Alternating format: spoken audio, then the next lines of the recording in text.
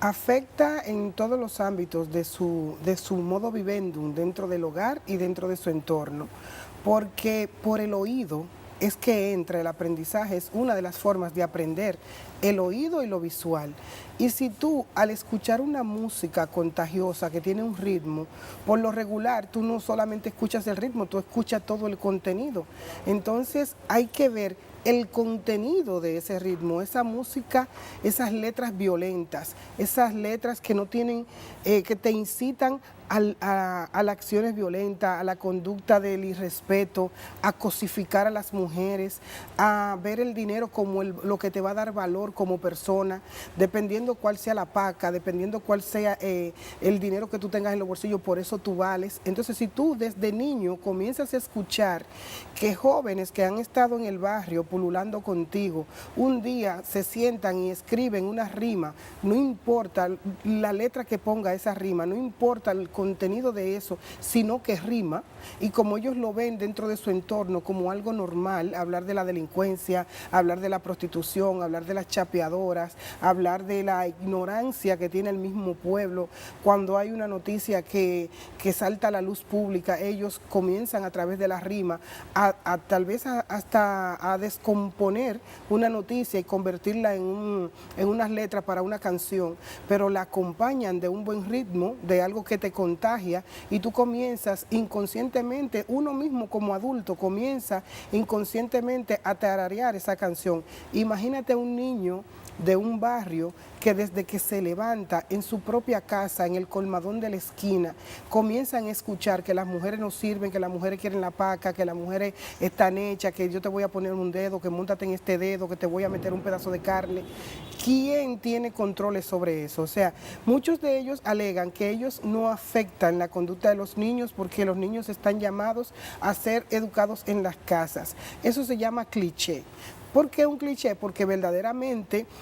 están llamados los padres a educar a los niños, pero eso aquí no se da. Pero ellos han escuchado que muchas personas de las que estamos en los medios trabajando la conducta social, hablamos de eso como un elemento para resolver algún tipo de problema intrafamiliar, y ya ellos han tomado de nosotros ese discurso y dicen que ellos no tienen nada que ver con la degeneración y la desintegración que hay en las familias, porque los padres son los que están llamados a orientar y a educar a esos niños. Pues déjame decirte como profesional de la conducta que sí, porque soy un orientador escolar y estoy trabajando con niños y veo cómo esos niños, tú estás con ellos hablando de un tema de formación y ellos te tararean una canción en medio de la clase, y tú tienes que tomar esa canción como un elemento para descomponerla y llevarla a otro plano, y con esa canción que trae su mensaje negativo, entonces tú sacar algo positivo. Pero ¿qué pasa? No todos los profesionales están en eso todos los días, y los padres están distraídos en la búsqueda del dinero para comer, para subsistir. Entonces, ¿quién se apiada de esa juventud que está subiendo con esa falta de límites en cuanto al discurso, y lo único que quieren es brillar y lo único que quieren es salir adelante a través de la música, que es un género que le da la oportunidad a ellos ni siquiera de estudiar? Porque antes, cuando una persona escribía una balada, un bolero, eso era poesía, eso era romance, eso era letra. Pero ahora tú no necesitas nada de eso, tú no necesitas educarte en ese sentido. Simple y llanamente de lo cotidiano de tu barrio, tú vas sacando elementos y los vas poniendo en una rima, independientemente del daño que tú le hagas cuando tú conectas las ideas. Lo único que tú quieres es que eso pegue y se pegue. Entonces, sí que le hace daño a los niños, porque los forma de manera inadecuada, es decir, los deforma, porque por el oído entra una parte del conocimiento. O sea, cuando ahora estamos trabajando las inteligencias múltiples y los tipos y estilos de aprendizaje, nos damos cuenta en las aulas que los niños aprenden por lo que ven, por lo que escuchan, por lo que tocan. Entonces, eso sí tiene una repercusión directa en ese niño que se está formando en un barrio, y en este caso sí, lamentablemente tenemos que encasillar ese tipo de conducta que se genera a través de la escucha de esa música, porque un niño que vive en un extracto social diferente, donde tenga un ambiente diferente, donde la dinámica de su casa sea diferente, socialmente esté ubicado diferente, él no va a tener ese mismo estímulo. Entonces ahí sí, los niños que viven en esos barrios marginados, donde el modo de producción es el punto de la droga o el colmadón de la esquina, esos sí son vulnerables. Entonces, cuando vamos a los varones adolescentes, esos son los potenciales delincuentes que suben y se conectan con la delincuencia, pero de manera inconsciente, porque es que traen eso en su cerebro sonando desde que eran niños. Entonces ya cuando se ponen en contacto con la delincuencia, ya no la ven como tal, la ven como un elemento para salir de la miseria y de la pobreza en la cual han estado trabajando y se prestan para todo. Pero si vamos a la joven adolescente, una música que te invita a tener relaciones sexuales, no importa cómo, pero que te den duro, que si me ponte para atrás, que si ponte para adelante, y que eso tiene un ritmo que se pega, y que cuando ella está bailando le hacen una ronda en el colmadón, porque ella es la que más se mueve, entonces ella entiende que ella está dentro de su entorno asumiendo una conducta normal, porque en ese entorno se ha normatizado ese tipo de conducta. Esa acción, esa reacción que traen las letras de esa música urbana, muy consumida en los barrios dominicanos, muy asociada a la cultura intrafamiliar que se vive en los barrios dominicanos, porque cuando una niña de 4 o 5 años comienza a tener movimientos rítmicos de manera un poco exacerbada, porque eso es lo que se usa, que dale para atrás, que pónmelo para atrás, entonces los papás lo que hacen es que lo aplauden o le hacen una ronda. Entonces si tú subes un ambiente donde eso sea normal, para ti, tú como ente que está participando en eso, no lo ves como anormal hasta que no pasa algo que tú claudicas o en la delincuencia o en la prostitución, luego de haber pasado muchos años. Pero cuando tú vas al origen, a la parte sociológica de esa conducta, ese origen tuvo lugar en su niñez, producto de esa influencia, de esa música, de ese entorno, porque son muchos ejes transversales que entran en juego para conformar un delincuente o una prostituta o un degenerado. Y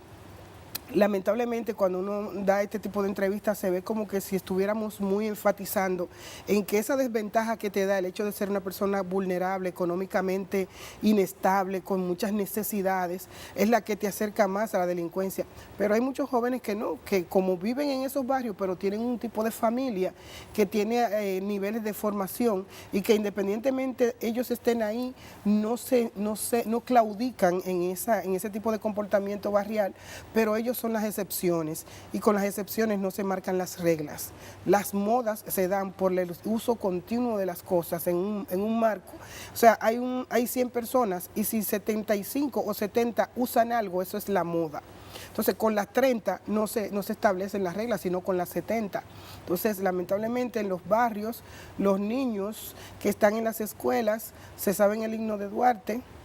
se saben el himno nacional a su manera porque no lo entienden, porque tiene letra,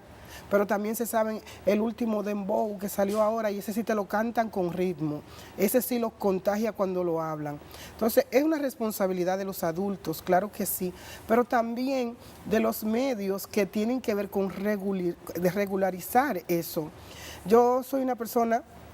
de 49 años y yo recuerdo que antes existía una señora que se llamaba Doña Zaida Viuda de Lobatón, no me recuerdo si era Doña Zaida Ginebra Viuda de Lobatón, no sé, yo lo que sé que era Doña Zaida. Y antes de que salía una canción que desde siempre, el doble sentido, antes se llamaba doble sentido, siempre ha existido, pero había un freno cuando llegaba al escritorio, a la oficina de esa señora, pero ahora no, ahora primero se pega y después que se pega, que se arma el descrédito y la cosa, después lo retiran, pero ya se hicieron ricos, ya vendieron, ya hicieron el daño. Entonces, esto es un asunto que debe de estar los que tienen que ver con esa regularización de lo que consume el dominicano, no solamente en productos comestibles, sino la música es algo que se consume con sus letras y debe de existir alguien que trabaje verdaderamente regularizando eso.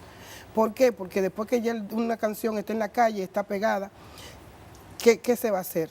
Y también los entiendo, porque el otro día yo estaba sacando unas copias en un asunto de impresora y me regalaron un CD. El muchacho que estaba trabajando ahí, él quería ser de embocero y nos regaló un CD a todos los que estábamos ahí. Cuando yo lo puse en mi vehículo, yo dije, gran poder de Dios. ¿Y qué es lo que yo estoy escuchando? Pero él no tiró un CD, él tiró 1000. Entonces yo reaccioné así por el tipo de persona que soy, pero ¿y los otros? ¿Cuántos dijeron, Dios mío, qué es lo que estoy escuchando? Muchos lo escucharon y lo pusieron en el vehículo con sus hijos o lo llevaron a la casa y lo vieron en la casa y ayudaron a que ese morbo, esa vulgaridad, esa poca letra que haga que el niño pueda aprender algo, lamentablemente eso estaba ahí y era gratis. Entonces, este problema no es de una institución, este problema no es de una familia, esto es un problema social, donde todos los elementos que estamos aquí, que convergen aquí en este entorno social, cada uno tiene que hacer su aporte. Cuando un vocero dice que los papás son los que están llamados a educar a los hijos para que no escuchen eso, pero si un papá no tiene educación sobre algo, ¿cómo lo va a dar? Tú como madre, como padre, no puedes dar una formación que tú no tienes. Tú no puedes dar, por ejemplo, los embarazos en adolescentes. Se educa diciéndole a las niñas en las escuelas que usen preservativo, la estamos promoviendo que anticipen su iniciación a las relaciones sexuales. O se educa diciéndole a los padres los riesgos y los procesos por lo que pasan los jóvenes adolescentes para que puedan prevenir un embarazo. Yo entiendo que es a los padres que tenemos que educar, porque es como adulto el que va a transmitir el conocimiento. Entonces aquí las cosas como que las hacen al revés. Una campaña para prevenir los embarazos en adolescentes, comienzan a hablarle de sexo a las jóvenes y a los niños. Entonces cada tema tiene una edad. Y así como los temas sociales, cuando tú educas a tus hijos de una manera, en valores, en reglas y principios claros, cualquier música del entorno externo, él la va a oír, pero no la va a escuchar. Y lo que pasa ahora es que como hay tantas carencias de esos compromisos sociales para que la familia, el papá, la mamá se eduque, aprenda para tener él el freno de lo que entra o no entra en su casa, ahora todo el mundo escucha esa música y el escucharla implica que tú la internalices, porque lo que se escuchan son los ruidos, lo que se oyen son los ruidos, lo que se escucha es lo que se queda dentro de ti.